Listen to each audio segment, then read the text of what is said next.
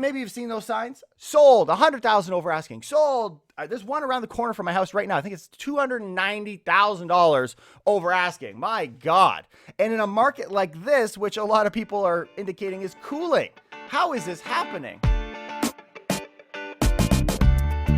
Good morning, investors. Bradley here from Watson Estates, and you're listening to the largest, fastest growing podcast for Toronto real estate on iTunes, Spotify, and Google Podcasts. Maybe you've heard of bidding wars. We're going to talk about that a little bit today, but do realtors, the big question is, do realtors want bidding wars? Well, we found out from a survey that was just taken, and that is what we're going to discuss today. The last couple of weeks, I know I've been a little bit MIA. In fact, I actually put together a podcast last week and never recorded it because it just is feeling like I'm spitting out information and not really having a platform to talk about some of my thoughts on these things. So we're going to change things up moving forward on our show. Hopefully you guys have been getting value. If you have, please like and subscribe. And I hope you guys really like this new format that we're adopting on our podcast. What I want to get into today is I want to discuss an article. In this case, we're going to talk about bidding wars and what's going on. And I want to do these more frequently rather than once a week. Getting you caught up on the last week takes a lot of prep. In exchange, we can go almost daily, at least through the week, as news comes out and have more of an opportunity to discuss them and look at it from a broker and investor's perspective. And that's my hope for the show. And so if you guys could, please let me know in the comments below if you like the way that this is going, and send me a message. Hit me up on Instagram at Watson Estates, and happy to talk more about it. But let's start off discussing what is a bidding war. I want to give you guys a little bit of context. I know it's pretty simple as far as a lot of you guys are invested in real estate, and it's kind of a very easy topic, but I want to talk about what that kind of looks like. Then I want to discuss what we're finding as we speak with industry professionals and experts and banks and different associations. And what's really happening here is we have a big divide that's taking place. And then I want to share some of my thoughts on maybe what are some solutions and where do we go from here. Let's do it. So what is a bidding war? A bidding war is really, I think the best word I can use for it as we currently have it is a blind auction. It's kind of like you go in and you see that beautiful painting on the wall and you're saying, you know what, I'm going to submit, I don't know, $150, whatever. They give you that kind of starting price. In the real estate prices, it's usually, 30 to 50% below the actual value of the property, which is outrageous. Maybe it is a lot like art that way. And then people come in and they don't know. It's a silent auction, a blind auction. You submit your price. At the end, the one with the highest price, not knowing what other people have done, is the winner, the one who gets that in painting, or in this case, property. Well, there is a tension that's growing. Like I understand the love for winning a bid. I mean, the idea of beating out 5 people sounds awesome, right? I was hooked on auctions after going once, going twice. But the other interesting thing, as I'm kind of rounding into this, and I didn't write it in my notes, so I thought, we'll start here. Whenever I win a bid with clients, there's naturally a feeling, hey, we just beat out 5 people, but we don't know what they did. Did I overpay? That's a question that we always get. Seasoned agents out there in the business, when they get multiple offers, even if it's 2 or 3, it's very common, I know I do this, to go extend your hand to the person who won that offer and congratulate them and let them know it was close. What is close? Maybe a loose term, but you got to get them on board and excited about closing on that property, because the deal's not done until the closing date. Just a bit of a thought here. But we're going to start off with an article this morning. It came out with it's called nowtoronto.com. And the article reads, most Toronto real estate brokers want to end blind bidding, which might come as a surprise. If you guys listen to my show, you know that I've been against blind bidding for quite some time, and I'll share some of the reasons why that is. However, I'm actually shocked that the majority of our industry, that is real estate salespeople and brokers, and I would assume brokerages and consumers, are all on the side of not wanting blind bidding wars. Here's what the article talks about. Almost 90% of the brokers and consumers in the Toronto real estate market support ending blind bidding, according to a survey conducted by iPro. 90%. Now, that doesn't just break down that easily. There's a little bit more to it. So in current multiple offer scenarios in Ontario, only the seller, we talked about this, and the listing realtor know what is being offered by potential buyers competing for the same property. Not only that, Sharing such information, the details of each individual offer, is prohibited by law. Currently, you can't do it at all. So then the question is do we allow them to if everyone's open to it, or do we just make it mandatory? You have to disclose the information of the offers. And that's kind of where I want to go from here. But does it lead to overpaying?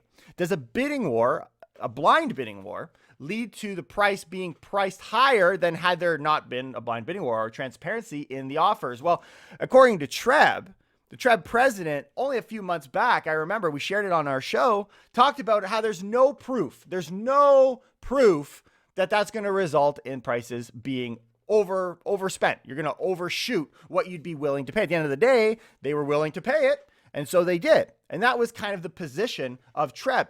Well, now we're starting to see that experts think differently. During a real estate roundtable, experts told Now how passionate buyers tend to overpay significantly in blind bidding scenarios, motivated by desperation to land the property and ignorance about what others are willing to pay. After all, they don't know. They're overpaying by a lot, says RE/MAX Hallmark Realty broker Murray Mansour. Quote, and I'm talking like $50,000 to $100,000 in a market where home prices are selling at 1.7 million. What is 100,000? I mean, when we talk about from a percentage standpoint, that's not much. People are doing far worse. So maybe there's a couple moves that we can do. Move number one, we cancel blind bidding wars. But move number two that Mansour mentions is real estate practices where brokers purposefully list properties 30 to 50% below their known value should also be restricted. You shouldn't be allowed to price them low. There are actually, you'd be surprised to find out, there are provinces in Canada that currently don't allow you to price the home low. Now, they've come up with their own creative ways of avoiding that scenario. We won't go down that rabbit hole, but it's absolutely something that's being applied even in Canada. So it's not like it's completely out of the question to say you can't price that thing 30 below the value and then expect to get multiple offers that well exceed it. Such practices set up passionate blind bidding wars and fuel a false narrative that homes are selling for 50% more than what they're worth, suggesting buyers should be ready and willing to overspend. You maybe have seen those signs. Sold, 100,000 over asking. Sold. There's one around the corner from my house right now. I think it's $290,000 over asking. My God. And in a market like this, which a lot of people are indicating is cooling, how is this happening?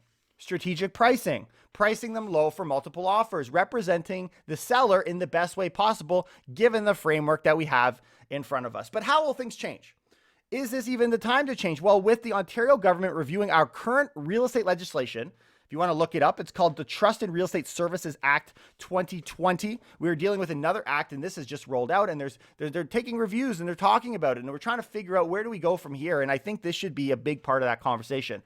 Now is the time for realtors to be bold and provide input, and reach out to your realtors, reach out to individuals that you know in the industry, and as a consumer, reach out to the associations that have the loudest voice. We'll talk about who those people and places are.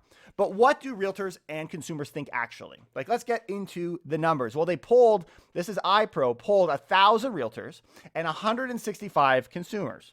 Consumers, 88%, 88, that's almost 90% of consumers said offering transparency should be allowed. Out and in the full amount, 72% said it should be mandatory. So not only do the majority think we should just allow transparency, but it should be required that we know all the different details of the different offers, the prices. Namely, I think that's the main point of this argument. We'll talk about some of the other things, but realtors.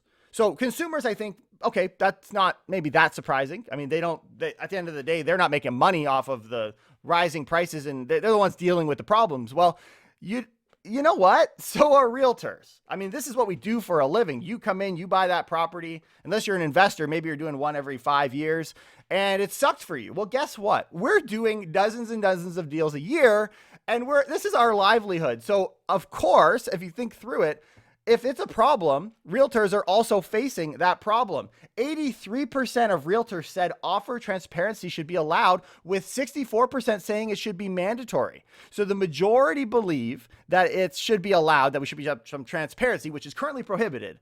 And the majority believe that should be mandatory. In fact, 41% of realtors believe offer transparency can help cool the overpriced real estate market in Toronto.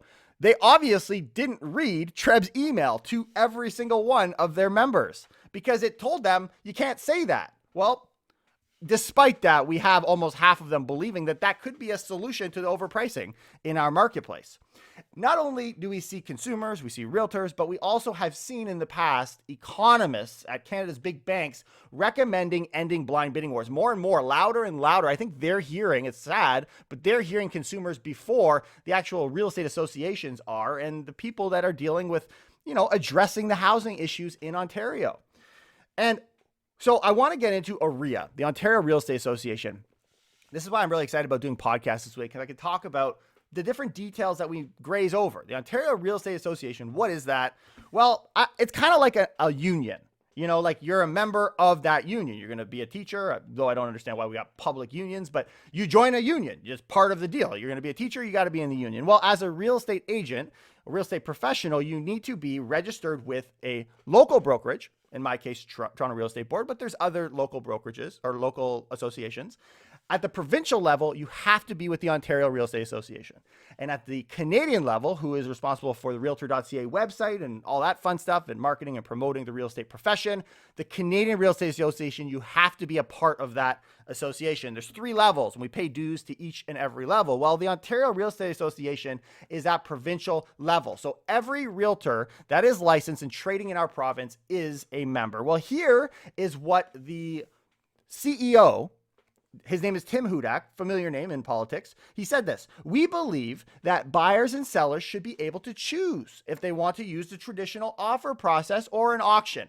You should have the right to choose." I love how it's the buyers and the sellers both get to choose, unless there's a stalemate, in which case, what's the default? I guess that's the kind of follow-up question. But he goes on to say, potential buyers may not want to share some of their most personal, private information, such as the need to sell their own home to finance the purchase of another, or how much they can afford for a down payment with a collection of strangers around the table, because that's the conversation we're having. We're more worried about where your money is going to go or where you're going to collect your down payment with people at the table. I think the big issue for the seller is that you're going to close on the property, right? That's the confidence that they want. And how much are you going to pay me and for what? But governments, he said, should not force them to do so. That is the stance of the Ontario Real Estate Association, the one representing the same realtors where the majority believe there should be some transparency. We have the majority of realtors saying transparency is needed, but we have the union or association saying it shouldn't be. But isn't the role of an association to work in the interest of its members? I mean, to me, that only makes sense, and that would be the claim to fame. But are we just too dumb, maybe, as realtors to make that decision for ourselves? I mean, and now, given this poll is new, so maybe this data wasn't available, but you're working on behalf of your membership, you should have your finger on the pulse well before iPro is running surveys out there. But if given a choice, here's the key. Sellers, not buyers, sellers are more likely to choose to keep the blind bidding process in the hopes of driving up the transaction price. If I was representing the seller, I truly, truly believe your prices are going to be higher in a multiple offer scenario in an environment where that works. Obviously, it's dependent on market. But if that's an option for you, in the market we've seen in Toronto, in the GTA, it works. It works amazingly. So, but we want to address the transparency issue. So Ontario's NDP housing critic, Jessica Bell, who's been very loud in the media lately, I think it's very easy to be loud and obnoxious on the opposing side when things are looking more and more challenging. I mean, it's a very easy position for her to be in. But what she says is she's confident there's ways to introduce offer transparency while managing privacy concerns. We can have both. It's not like you're going to have transparency. Look at the idea of how the Competition Bureau opened up sale data. You open up sale data, that people weren't so worried about transparency there. But all of a sudden here, it's a big deal. Now, obviously, Trev fought tooth and nail. In fact, they're probably still fighting and squashing companies today over that. Anyways, moving on. Rant ends here. But she says it is entirely possible to come up with regulations that protect people's privacy. Quote, "This is a barrier that can be easily overcome." It's so easy to say it's easy when you're on the opposing party, right? The NDP is just as mind-controlled as any other party, in my opinion. They just do someone else's bidding. Get it? Pun. Anyways, moving on. Here are some of my thoughts. That's what the article said. That's the stats. But here's some of my feedback, some of my ongoing thoughts as I read through this and as I deal with customers and consumers on a daily basis. Well, blind bids, from my experience, result in buyers overpaying by the next highest bid. So you'll have, like, let's say there's 5. Very common. The majority of scenarios, I see the first offer and the second offer, meaning as far as price, let's just assume everything else is equal. The price difference between the first and the second is significant. Very significant. Tens of thousands, in some cases, hundreds of thousands of dollars. And that's consistent. An idea has been floated about having the top bidder pay the price of the second bidder. Is that the solution? I believe there's a better way. If we were actually to be truly transparent, we wouldn't need to play those games. But if we weren't going to be transparent, maybe there's a way that we can kind of settle for that, Anyways, I don't think that's the move. But other countries have open auctions.